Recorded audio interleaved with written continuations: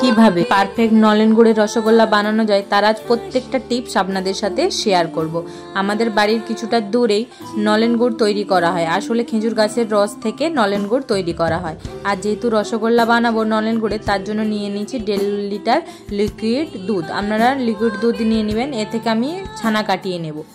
তার জন্য আমি নিয়ে নিয়েছি ভিনিগার। ভিনিগারটা ওই গরম দুধের মধ্যে দিয়ে দিলে দেখবেন খুব সহজেই ছানাটা কেটে যাবে।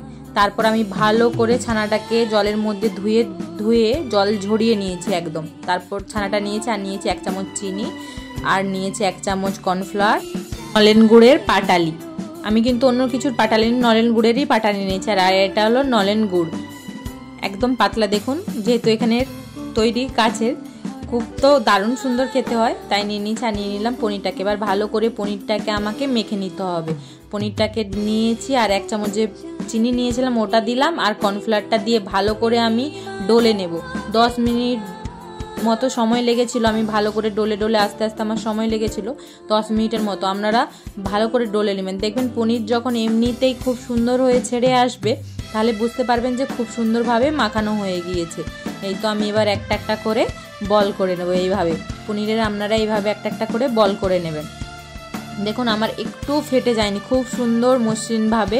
আর যখন পনির মাখা হয়ে যাবে দেখবেন হালকা তেল তেল তেল ঠিক ভাব চলে আসবে। এই যে সবগুলোকে আমি এইভাবে বল করে নিলাম। এরপর আমি ইডলি মেকারের মধ্যে আপনাদের আজ নলেন গুড়ের রসগোল্লা বানিয়ে দেখাবো।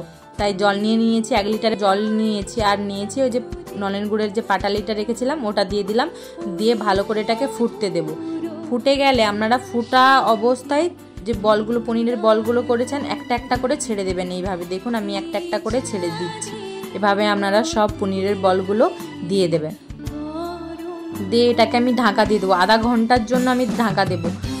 তার আগে আমি খুলবো না। দেখুন আধা ঘন্টা পরে আমি তো দেখে এত সুন্দর হয়ে ফুলে গিয়েছে, কত সুন্দর হয়েছে দেখুন।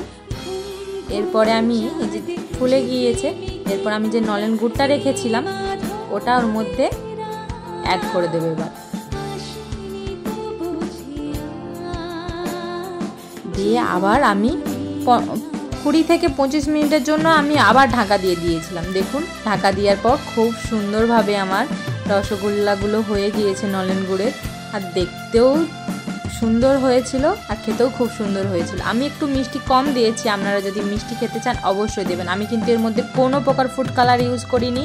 আর আপনারা যদি দেখেন যে খুব রং হয়েছে বা কিছু হয় না কখনো, তার মধ্যে ফুড কালার মেশানো থাকে। কিন্তু এটা যেহেতু বাড়িতে তৈরি করা, কোনো কিছুই মেশানো নেই।